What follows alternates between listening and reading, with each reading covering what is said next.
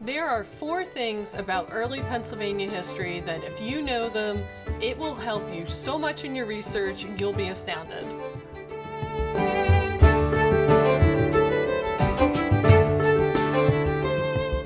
Hi everyone, I'm Denise Allen. I'm a researcher here in Pennsylvania. I do a lot of genealogy work, and today it is Pennsylvania's birthday this week. We are 342 years old this year. That's a lot of history in the United States. I know it's not a lot in a lot of other parts of the world, but we're proud of our 342 years, every single one of them. And I'm going to explain to you in this episode exactly some things that happened early in the formation of Pennsylvania that really affected our culture and society long-standing. And if you had early Pennsylvania ancestors, you're going to want to know these because it's going to completely warp your brain. You might not know some of these things. I didn't know them until a few years ago, and they really shocked me, and I'm a lifelong Pennsylvania resident. So the 4 things are: 1, about Pennsylvania and the Revolutionary War, so there's a lot of misunderstandings there. I'm going to cover a few of them. 2, about the land situation for early Pennsylvanians. 3, about the number of religions that we had here in the state before 1800. I think you're going to be really surprised by how many there were. I bet you can't name all of them. And number 4 is about the very odd beginning of Pennsylvania, which involves the Book of Revelation. So you're going to want to stick around for number 4 because it's a biggie.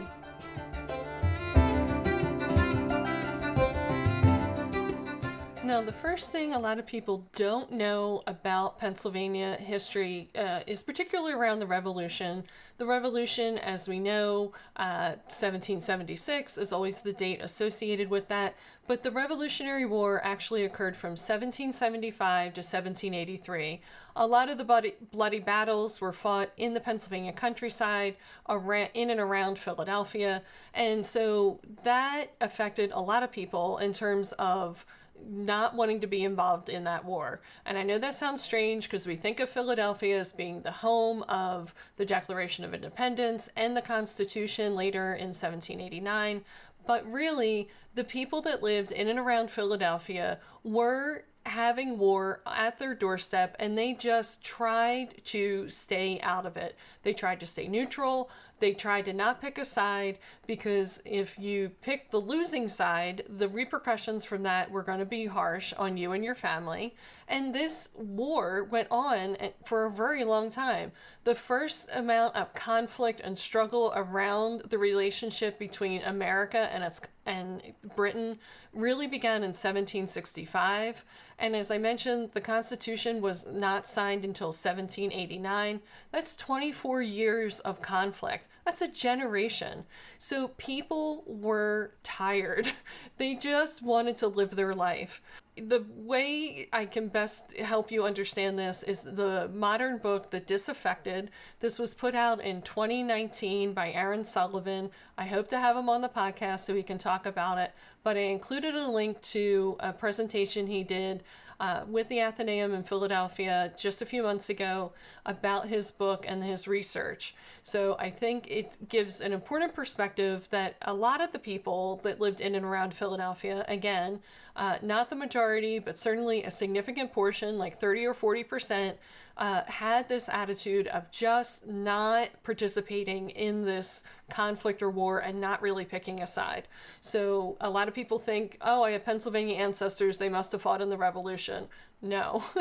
The other book that's really helpful if you don't have ancestors in and around Philadelphia, but in one of the other counties, this was a book I just discovered. It was put out in 1989, put out by Penn State Press, called Beyond Philadelphia: The American Revolution in the Hinterlands. And this describes the conflict in every county among the residents about what they were going to do in terms of the Revolutionary War. Were they going to support the new American effort to free itself from Britain? Were they supporting Britain and just wanted to stay loyal to the crown? So, or again, did they want to stay out of it and just remain neutral and just see how things shook out? You can just read the county that your ancestors lived in. Each chapter is a county, and it does give a great perspective in terms of the various ethnicities that were here and religions and the way that they handled the Revolutionary War. I put a link to both of those books, titles, and the authors in the show notes so you can look those up. One is in print, one is out of print right now, so happy hunting for both of them. Now, the second thing that a lot of people don't appreciate about this early Pennsylvania history is how landless people were. And what do I mean by landless? I mean people that just did not have a lot of wealth or stature within the community. A lot of the research focus for a lot of people in terms of Pennsylvania is Pennsylvania German ancestors. The German speaking people, when they came to Pennsylvania, a lot of them tended to be very middle class type people where they had trades, they set up shops, and they kept great records, both through their private affairs and having land and wealth to pass on to their descendants, but also through their churches. Now, that was one portion of the population of Pennsylvania at the time, 30 to 40%. The remaining population of Pennsylvania was English Quakers who also kept great records. And then, of course, the Scots-Irish was our other big ethnic group that we had in Pennsylvania early on. Those were the main huge ethnic groups.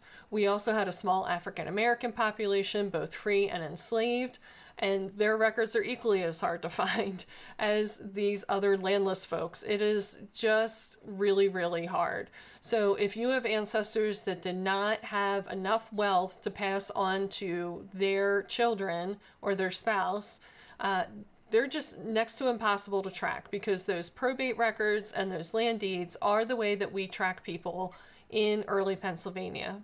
So it's important to recognize that a lot of the early Scots-Irish people, in particular, that came here as indentured labor, or perhaps they were prisoners cast off from the British Isles and left here to basically try to form a life. So if you find yourself with particularly that Scots-Irish background or an African-American background in early Pennsylvania, you're going to need to really build out that fan club and figure out who your people are associating with in order to do any headway in terms of your research. So the landless were a big part of Pennsylvania history. Up to half the people here did not own land or have enough wealth to pass on to their family. And so the best way that you're going to be able to research them, again, is that fan club. And then those really obscure records that we have in Pennsylvania, such as tax records or court records at our county courthouses. And then if you can find church records, which again are very hard to find in rural areas in the early part of Pennsylvania history, but if you can find those, that is going to be your best path forward with that. Now, the third surprising thing about early Pennsylvania is the number of religions that we had. We had 21 distinct religions in Pennsylvania, and the interesting part about this is many times the people within these religions married within their faith and didn't go outside of it. So if you can target in on your research what religion your ancestors were, it can really help you get things settled. And here's the list of the 21 religions. Some of them you may know and some of them you may not. Ready? I'm going to read them out. We had the African Methodist Episcopal Church, the Amish, the Baptists, the Brethrens, the Congregational and Evangelical Congregational faiths, the Dutch Reformed, the Episcopalians, also known as the Anglicans or the Church of England, the German Reformed, the Jewish faith, Lutherans, Methodists, Mennonites, Moravians, Pietists, Presbyterians and Associate Reformed Presbyterians, Roman Catholics, Schwenkenfelders, Seventh-day Baptists, Swedenborgians, also known today as the New Church, Unitarians, Universalists, and Quakers, also known as the Religious Society of Friends. So, if you are searching in church records and religious records, You'll want to check all 21.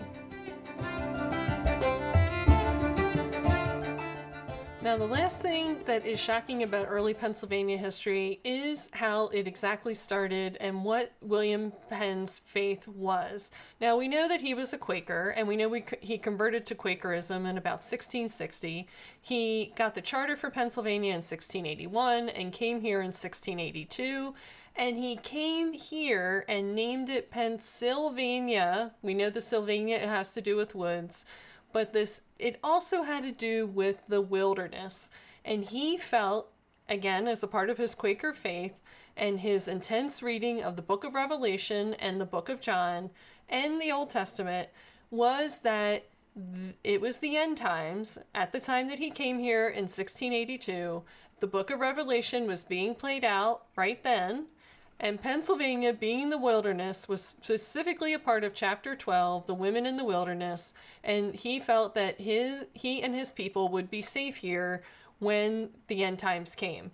Now, we are all here today, so we know the end times did not in fact happen in 1682 or 1690 or any time after that, but William Penn really believed it, as did many of the people that came with him. If you are familiar with the book of Revelation, you also know that Philadelphia was named what it was, given William Penn's beliefs. So if that sounds a little unusual to you, it sure did to me when I heard it too. I had no idea, even though I was born here in PA, how kind of fatalistic the founder was of the colony, the province of Pennsylvania. And it really makes me wonder if maybe why some of the records I have a hard time finding in the early part of Pennsylvania has to do with the fact of why keep records if you think that, there won't be a world to have records for soon. So that is 4 things about Pennsylvania that you might not know in terms of early Pennsylvania research, and it might kind of affect how you think of your ancestors who were here at that time, and maybe give you some ideas or clues as to some additional avenues of search, particularly in terms of the religions that were here at the time in Pennsylvania.